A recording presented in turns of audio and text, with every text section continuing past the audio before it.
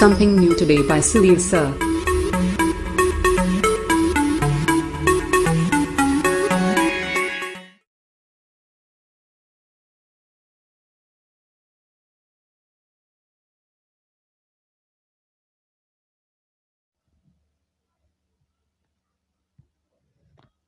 What's up, guys?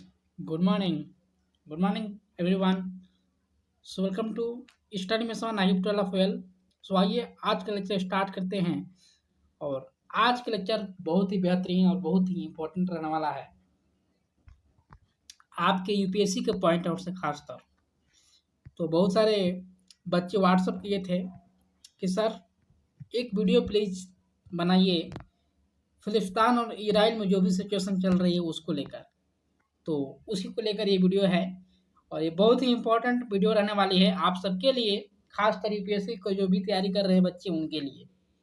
तो ये बहुत ही लास्ट तरीके पे एक क्वेश्चन पूछे जाते हैं आपसे कि क्या है मुद्दा, क्या सिचुएशंस हैं, तो उसको हम लोग देखेंगे और क्या है सारी चीज़ें इतिहास यानी कि हिस्ट्री बैकग्राउंड से लेकर हम लोग चलेंगे सारे मुद्दे। तो अभी जैसा जान रहे हैं कि सिचुएशन बहुत खराब चल रही है दोनों देशों में, और दोनों देशों में झड़प देखने को कहीं ना कहीं मिल रही है, बमबारी हो रही है और बहुत सारे लोगों की जान भी गई। करीब करीब बताया जा रहा है कि 116-17 लोगों की जान गई। तो ये बहुत ही लार्ज लेवल पे जान गई है। तो ये आपको कहीं ना कहीं देखने को मिलती है। तो क्या है सिचुएशन पूरी समझेंगे हम लोग, पूरी समझने की कोशिश करेंगे। ये देखिए बमबारी ये जैसे कि आपको देखने को मिल रही है, तो ऐसे ऐसे बमबारी आपको देखने को मिल रही है दोनों देशों से। कोई भी देश कम नहीं है और खास तौर इजराइल फिलिस्तान में ये चीज़ें होती रहती हैं। तो आइए चलते हैं और देखते हैं क्या है मुद्दा। और सबसे पहले आपको समझना पड़ेगा कि जो लड़ाई होती है वो हमारे मिलिट्री मिलिट्री के सिचुएशन से लड़ाई होती है। वो होती है एक डिफेंस सिस्टम की तरफ से। तो रडार जिसको बोलते हैं, रडार सिस्टम, डिफेंस का जो रडार सिस्टम होता है वो कहीं ना कहीं इस मुद्दे को टेकल करता है। तो रडार सिस्टम को पहले समझते हुए हम लोग चलते हैं और उसके बाद आपको हिस्ट्री बताऊंगा। उसके बाद जो सिचुएशन करंट चल रही है उसके बारे में बताएंगे, ठीक है। और उसके बाद कंक्लूजन बताएंगे कि आपको क्या यहाँ पे कंक्लूजन है। आगे चलते हैं। तो रडार सिस्टम को समझने के लिए आपको सबसे पहले समझना पड़ेगा, ये आप देख पा रहे हैं ये जो रडार सिस्टम है पूरा, जी हाँ, ये जो पूरा रडार सिस्टम है, ये जो पूरा रडार सिस्टम है, ये रडार सिस्टम डिफेंस का, इसको थेड बोलते हैं, ठीक है। थेड जो है इसको बोलते हैं terminal high altitude area defence system. तो ये जो थेड है ये रडार सिस्टम है। तो ऐसे ही रडार सिस्टम हर एक देशों को देखने को मिलते हैं। जैसे कि ये आपको S-400 देखने को मिल रहा है। तो ये S-400 ये आपको ये रडार सिस्टम आपको ये S-400 अभी इंडिया भी खरीदना चाह रहा है, इंडिया खरीदेगा। तो ये कहाँ का है? तो ये रसिया का है, आप लोग याद रखिएगा। ये S-400 सिस्टम, रडार सिस्टम, ये रसिया का है। उसके बाद अगर बात करें रडार सिस्टम की, जैसा कि आप लोग ये देख पा रहे हैं, तो ये इजराइल का रडार सिस्टम है, ये आप देख पा रहे हो। तो ये इजराइल अभी यूज कर रहा है radar system. US radar system की बात करें तो रडार सिस्टम यही है आपका, जिसको कि थेड बोलते हैं। तो ये terminal high altitude area defence system है। तो ये अभी यूज की जा रही है। और ये यूज क्यों की जाती हैं? क्योंकि बाई चांस अगर कोई किसी भी कंट्री के ऊपर कोई भी अटैक करता है तो उसको बचाने के लिए उसको एक रडार सिस्टम बोला जाता है। ये उसको इमरजेंसी मिसाइल जो भी छोड़ी जाती हैं उसको रोकने के लिए। तो इसको मैं समझाने की आपको कोशिश जरूर कर रहा हूँ। ये देखिए आप देख पा रहे हैं यहाँ पे ये जो इमरजेंसी मिसाइल जो छोड़ी जा रही है, यहाँ से अगर कोई भी मिसाइल इमरजेंसी छोड़ी जाती है और वो एक स्पेसिफिक बाउंड्री, ये जो स्पेसिफिक बाउंड्री है, ये स्पेसिफिक बाउंड्री मतलब कि आपके क्रॉस करती है अगर किसी देश से, सपोज दैट कि ये रसिया से छोड़ी जा रही है, सॉरी सपोज दैट कि इजराइल से छोड़ी जा रही है फिलिस्तान पे। तो इजराइल से जब ये छोड़ी जा रही है फिलिस्तान पे, तो ये जो इजराइल का बॉर्डर जब खत्म हो रहा है, यहाँ पे क्रॉसिंग खत्म हो रही है, तो यहाँ पे ये रडार सिस्टम लगाया जाता है बीच में, और ये रडार सिस्टम क्या करता है कि तुरंत मैसेज देता है, इसके पास मैसेज आता है सॉरी, रडार सिस्टम के पास, और ये तुरंत मैसेज देता है, कमांड करता है कि हमारा देश में कोई ना कोई मिसाइल छोड़ी जा रही है दूसरे देश से। और उसके बाद यहाँ पे आप देख पा रहे हो कि ये कमांड हो जाते हैं, और ये कंट्रोल करने के लिए कमांड हो जाती है मिलिट्री फोर्स। उसके बाद क्या होता है कि ये कमांड होती है, तो उसके बाद दूसरे देश का मिसाइल, जी हाँ, उसके बाद दूसरी देश का मिसाइल आपको यहाँ पे देखने को मिलती है। जी हाँ, आप देख पा रहे हो यहाँ पे, तो ये जो मिसाइल है फिर इधर से ये छोड़ेगी और फिर इधर से छोड़ेगी ये, और उसके बाद दोनों में टकराव होगा, और ये अपना बचाव करने के लिए मिसाइल, ये अपना बचाव करने के लिए ये मिसाइल रहे छोड़े। ऑटोमेटिक ये होता है सिचुएशन कि जब जब भी ये मिसाइल इस पे अटैक करेगी और ये क्रॉस करेगी बाउंड्री को, ऑटोमेटिक रिकमेंडेशन होगा, उसके बाद मिसाइल ऑटोमेटिक ये लॉन्च होगी इसको रोकने के लिए। तो ऐसी कुछ सिचुएशन होती है। आप इस इमेज में देख पा रहे हो नहीं है, तो आप इस इमेज में देख पाएंगे, ठीक है, समझ पाएंगे। ये देखिए, ये जो है इमेज, इसमें आप देख पा रहे हो ये इजराइल का सिस्टम है। तो देखिए, ये जब शॉर्ट रेंज मार्केट हुआ, यहाँ पे गाजिया से ये मिसाइल छोड़ा गया, ये बाउंड्री है, मान मान लीजिए ये बाउंड्री है, इस बाउंड्री को क्रॉस करने से पहले ही ये मिसाइल रिकमेंडेशन कर दिया यहाँ पे कंट्रोल सिस्टम को, और कंट्रोल सिस्टम के जरिए ऑटोमेटिक ये मिसाइल इसको बीच में से ही गायब कर दिया। तो ये बीच से उड़ा देती है, ये रडार सिस्टम डिफेंड करती है और बहुत सारे लोगों को जान बचा सकती है। ये इसलिए यूज किया जाता है क्योंकि इसको एक अर्थ पे, पृथ्वी पे गिरने नहीं देती है, लोगों के बीच में गिरने नहीं देती है, ये ऊपर ही इसको उड़ा देती है। तो ये सिस्टम होता है हमारा radar system. So I hope कि अभी आप लोग समझे होंगे रडार सिस्टम। सो आइए बात करते हैं आगे हम। तो ये चीज़ आपको याद रखनी है, ध्यान देना है। ये कहाँ का है? तो ये रसिया का रडार सिस्टम है। ये कहाँ का है? तो ये आपका कहाँ का है? तो यूएसए का रडार सिस्टम है। तो इसको थ्रेड बोलते हैं, जो कि terminal high attitude area defence system इसको बोलते हैं। आइए नेक्स्ट लेक्चर बात करते हैं। और ये देखिए, ये आपका इजराइल का रडार सिस्टम है। ये आपको पूछा जा सकता है, S-400 आपको ये खरीदा जा रहा है, इंडिया अभी खरीदेगा, ये अभी रसिया से खरीदेगा। तो ये आपको ध्यान देना है, क्वेश्चन आपसे आ सकता है नॉर्मली। तो आइए अब बात करते हैं थोड़ा सा मुद्दे को लेकर, थोड़ा सा हिस्टोरिकल जानते हैं इसका बैकग्राउंड कि क्या है। तो ये देखिए, आप इस मैप को देख पा रहे होंगे आप, आई होप की। तो आफ्टर 1967 वार जो हुआ था, जी हाँ, 1967 वार सबसे बड़ा वार था इस दोनों कंट्री में, और आपको देखने को मिला था इसमें ये करीब करीब 6 दिन का ये वार चला था, ठीक है। तो इस 6 दिन में वार में हम देखेंगे सिचुएशन क्या बना था। तो ये आप देख पा रहे हो गाजिया, और ये आप देख पा रहे हो जो एरिया, और ये आप जो देख पा रहे हो एरिया, ये एरिया जो है आपका, ये एरिया आपको फिलिस्तीन देखने को मिलेगा। ये आपको वेस्ट बैंक में जो जर्नलिज्म उसको बोलते हैं, यानी कि जो इजराइल है, और ये आपका गाजिया है। तो ये तो 3 एरिया है, इसी 3 एरिया के लेकर अभी चल रहा है। और सबसे बड़ा एरिया यहाँ पे कवर की जा रही है लड़ाई के लिए, यानी कि वार जहाँ पे हो रहा है, तो वो है वेस्ट बैंक में, यानी कि जर्नलिज्म में। तो ये चीज़ आपको देखने को मिल रही है। अगर हम थोड़ा सा बात करें इसमें हिस्टोरिकल बैकग्राउंड लेकर, तो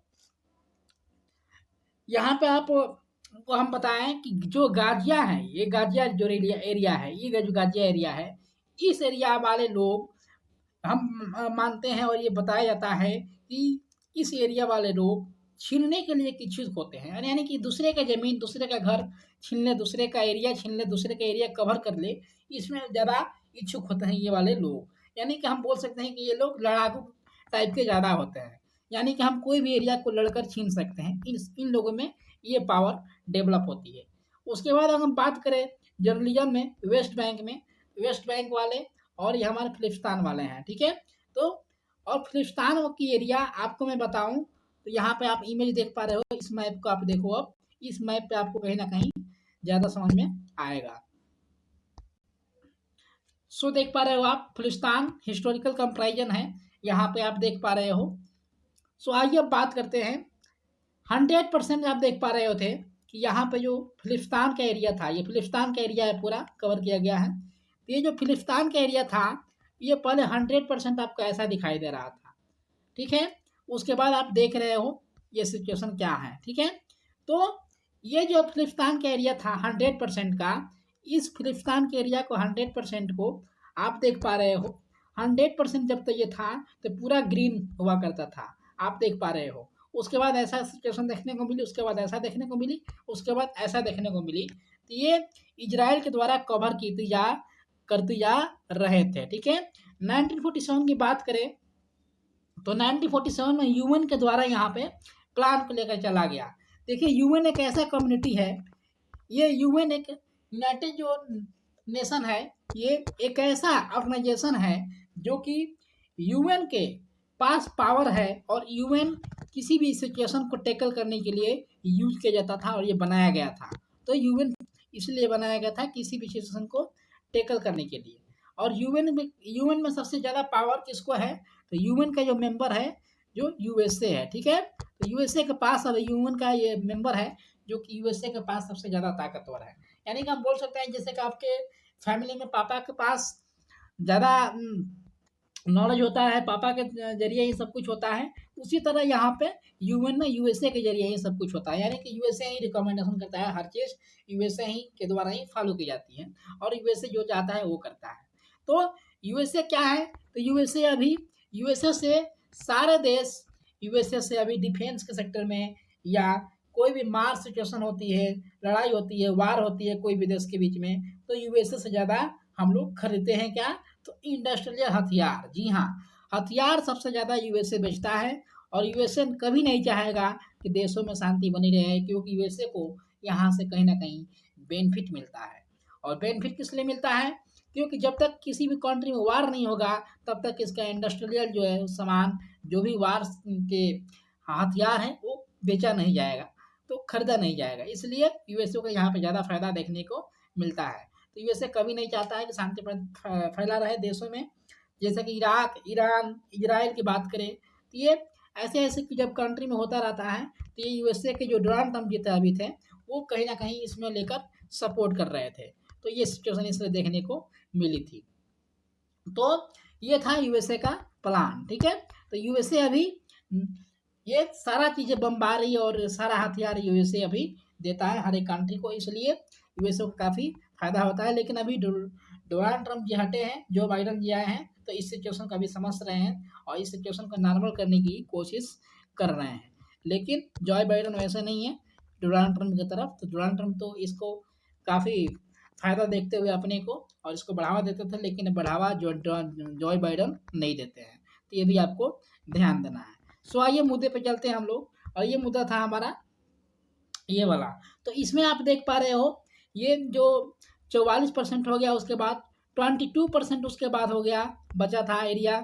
उसके बाद आपको देखने को मिल रहा है सिर्फ 15% यहाँ पे एरिया फिर बचा हुआ फ़लस्तीन का। तो 2020 का ये मैप है, ये 1967 का मैप है और ये 1947 का मैप है, और ये हिस्टोरिकल फ़लस्तीन है, ये 100% आपको दिखाई दे रहा था। तो ऐसे ऐसे सिचुएशन में यहाँ पे इजराइल के द्वारा यहाँ पे आपको फ़लस्तीन को कवर करते हुए नज़र आ रहे हैं। बात करें कि लड़ाई क्यों हुई थी और इसके पीछे कारण क्या था, तो वो भी हम बात कर लेते हैं। लड़ाई इसलिए हुई थी, आप लोग समझिए। अब ये जो एरिया है, इस एरिया में ये जो गाजिया वाला एरिया है, जेरुसलम वाला एरिया है, और ये वेस्ट बैंक वाला एरिया है, और ये इजराइल आपको देखने को मिल रहा है। तो इस सिचुएशन में क्या हुआ था, पहले जो आप यहाँ पर देख रहे हो जर्नलिज्म, तो जर्नलिज्म में पहले एक मुस्लिम कम्युनिटी बस रहती थी। तो मुस्लिम कम्युनिटी रहती थी तो कोई दिक्कत नहीं था, लेकिन उसके बाद 2 कम्युनिटी और निकल कर आ गई। उसके बाद सिचुएशन कहीं ना कहीं ख़राब देखने को मिली। तो वो सेलिब्रेट करते हैं। जी हाँ, वो एक प्रकार से किस एरिया को कवर करने के बाद, फ़लस्तीन के एरिया को कवर करने के बाद गाजिया वाले बड़ी ये गाजिया वाले को गुस्सा आ गया, ठीक है। यानी कि इजराइल जब फ़लस्तीन को कवर करने लगा, एरिया को कवर कर लिया, उसके बाद जो गाजिया वाले, जैसा कि मैंने बताया कि गाजिया के जो लोग हैं वो कहीं ना कहीं ये लड़ाई और झगड़ा करते रहते हैं। तो गाजिया वाले को गुस्सा आया, उसके बाद उन्होंने, जब ये लोग सेलिब्रेट करते थे अपना कि हम लोगों ने एरिया को कवर कर लिया, पूरे एरिया को हम लोग हर डेली हर ईयर हम लोग इसको सेलिब्रेट करेंगे इस एरिया के खुशी में कवर करने के। उसके बाद ये सिचुएशन देखने को मिली। और उसके बाद जहाँ पर धर्म की सिचुएशन हो जाती है, जहाँ पर राजनीति रिलीजन की राजनीति हो जाती है, वहाँ पे कहीं ना कहीं आपको ये चीज़ें देखने को मिलती है। सो आइए हम बात करते हैं थोड़ा सा इसमें कि क्या था न्यूज और ये न्यूज में क्यों है अभी। तो इजराइल जो था, इसका जो आर्म्ड फोर्सेस था वो अटैक किया था एक अल आसिक मस्जिद था, ठीक है। अल आसिक मस्जिद था जिसपे कि अटैक किया गया था। ये शार्लिफ जर्नलिज्म के द्वारा, जर्नलिज्म में, ठीक है, जर्नलिज्म में ये है अल आसिक ये मस्जिद, इस पे अटैक किया गया था। और ये जर्नलिस्ट के यानी कि ये नेशनलिस्ट कम्युनिटी के लोग कम्युनिटी में इजराइल कैप्चर किया था, ठीक है। ये आपको देख पा रहे हैं। और ये हाफ सिटी 1967 में हम बात करें, 1967 में हुआ था। और इसमें 3 कम्युनिटी देखने को मिल रही थी। जी हाँ, जैसा कि मैंने बताया कि पहले मुस्लिम कम्युनिटी थी, लेकिन उसके बाद 3 कम्युनिटी और 2 कम्युनिटी और जुड़ गई, तो 3 कम्युनिटी हो गई। तो कौन कौन थे? तो क्रिश्चियन भी हो गए, जैज भी हो गए और मुस्लिम भी हो गए। तो ये तीनों कम्युनिटी जब हो गए और ये तीनों कम्युनिटी अपने आपस में लड़ने लगे और ये एरियाज को कवर करने लगे, तो कहीं ना कहीं लड़ाई देखने को मिली। और जर्नलिज्म में ज़्यादा लड़ाई देखने को मिल रही है अभी। तो ये वर्ल्ड वाइड टाइप का ये मूवमेंट हो गया था। जर्नलिज्म वाला इस्टेब्लिश किया गया था जब डेवलपमेंट किया गया था स्टेट ऑफ इजराइल को, ठीक है। तो सपोर्ट किया गया, ये जर्नलिज्म होमलैंड के द्वारा सपोर्ट किया गया था इजराइल को। और उसके बाद United Nation education scientific and cultural organisation के द्वारा भी, यूनेस्को के द्वारा भी यहाँ पे इस चीज़ को क्लासिफाइड किया गया। और ये जर्नलिज्म को, सिटीज़ को यहाँ पे वर्ल्ड हेरिटेज साइट के रूप में देखा गया। तो ये आपको सिचुएशन देखने को मिली थी। और पहले क्या हुआ था कि इजराइल फ़लस्तीन जो था वो अटैक किया था इजराइल के ऊपर। क्यों? क्योंकि वो ये नहीं चाहते थे, यानी कि जैसे मैंने बताया कि जो गाजिया वाले जो एरिया था, गाजिया वाला एरिया, वो अटैक किए थे इजराइल के ऊपर। एक ही बार अटैक किए थे, वंस टाइम अटैक किए थे वो उस वार में 1967 में। और उसके बाद अभी वो बदला ले रहा है, इजराइल अभी बदला ले रहा है। और इसलिए यहाँ पे वार देखने को मिल रही है। तो पूरा यही है सिचुएशन कि अभी वो बदला ले रहा है, लेकिन बताया जा रहा है कि आप बदला ले सकते हो, आपका हक है, लेकिन आप ऐसे बदला नहीं लोगे। और जैसा कि मैंने बताया उस मिसाइल के बारे में, इस मिलिट्री मिसाइल के बारे में, तो ये जो मिसाइल थी ये अभी आपको फ़िलिस्तीन के बारे में, फ़िलिस्तीन के पास, गाजिया के पास अभी देखने को नहीं मिलेगा। ये इजराइल के पास है। और ये इजराइल इसलिए यहाँ पे बच जा रहा है क्योंकि ये अभी रडार छोड़ रहा है और रडार से ये इजराइल अभी बच जा रहा है। और लेकिन फ़िलिस्तीन वाले को नुकसान हो रही है। तो ये चीज़ें आपको देखने को मिल रही है। इसलिए इजराइल अटैक करता जा रहा है फ़िलिस्तीन के ऊपर, और फ़िलिस्तीन ये यहाँ पे चुप बैठा हुआ है। इसलिए इजराइल के पास ही ये सिर्फ ये सिस्टम है, इसलिए वो इजराइल बच जाता है और बाकी सबको मार देता है। तो ये सिचुएशन कहीं ना कहीं ख़राब देखने को मिल रही है। अगर बात करें इंडिया के लेवल पे कि इंडिया के लेवल पे क्या सोच है, इंडिया की क्या यहाँ पर रिव्यू है, तो इंडिया स्टैंड करता है इशू को लेकर। 1950 में जब इजराइल के साथ ये रिकॉग्नाइज्ड किया था, नॉन अरबी कंट्री में रिकॉग्नाइज्ड किया था, फ़लस्तीन लिबरेशन ऑर्गेनाइजेशन में ये रिप्रेजेंटेटिव किया था फ़लस्तीन में भी। और इंडिया ये फर्स्ट कंट्री है जो रिकॉग्नाइज किया था स्टेटहुड में फ़लस्तीन 1988 में, ठीक है। ये आपको ध्यान देना है, फ़लस्तीन में भी ये रिकॉग्नाइज कर चुका है इंडिया। सो फॉर इंडिया की बात करें, हिस्टोरिकल नॉर्मल की बात करें, तो ये अभी इजराइल के साथ ही बहुत सारा इंडिया, जैसे कि मिलिट्री के लेवल पे, इकोनॉमिक के लेवल पे, अदर स्ट्रेटजिक के लेवल पे ये रिलेशनशिप की बात करें तो इजराइल के साथ बहुत अच्छा रिलेशनशिप है। लेकिन ये सिर्फ इंडिया के लिए अच्छा है इजराइल, लेकिन बाकी देशों के लिए ख़तरनाक है। और ये चीज़ें कहीं ना कहीं इंडिया भी सपोर्ट नहीं करता है कि अगर इंडिया भले ही इसके साथ, इजराइल के साथ अच्छा संबंध बनाए, लेकिन अगर इजराइल गलत करेगा तो इंडिया गलत जरूर करेगा, लेकिन खुलकर इंडिया कहता नहीं है। तो ये चीज़ सिचुएशन आपको देखने को इंटरनेशनल लेवल पे मिलती है। आई होप कि आप इस लेक्चर को एंजॉय किए होंगे और इस लेक्चर को पूरे कंप्लीट अगर आप देखेंगे और देखे होंगे तो आपको पूरी तरह से समझ में जरूर आया होगा। जहाँ पर भी डाउट हो आप कमेंट बॉक्स में लिख सकते हो, उस डाउट को भी क्लियर किया जाएगा। और मैं एक वीडियो लेकर आऊँगा जो कि पार्टिकुलरली इस टॉपिक पर वीडियो लेकर आऊँगा कि ये जो मिसाइल ये रडार सिस्टम है ये क्या होता है, ठीक है। तो वो भी वीडियो हमारी जल्दी आएगी। आई होप कि आप सभी लोग अच्छे से एंजॉय किए होंगे और बहुत सारा नॉलेज आपको गेन करने को मिला होगा इस टॉपिक से। आई होप कि आपके पास कोई भी कंफ्यूजन नहीं होगा इसको टॉपिक को लेकर। आइए कल के लेक्चर में मिलते हैं फिर। आप सब्सक्राइब करिए, अगर सब्सक्राइब नहीं किए चैनल को तो लाइक करिए और कमेंट करिए कैसा लगा है वीडियो, और कोई भी डाउट हो कमेंट जरूर करिए। मिलते हैं फिर कल के लेक्चर में। Thanks for listening. जय हिंद। और दोस्तों के साथ जरूर शेयर करिएगा, प्लीज़ दोस्तों के साथ शेयर करिए ताकि सबको नॉलेज मिलता रहे। Share to each other, help to each other. Thanks for listening. जय हिंद।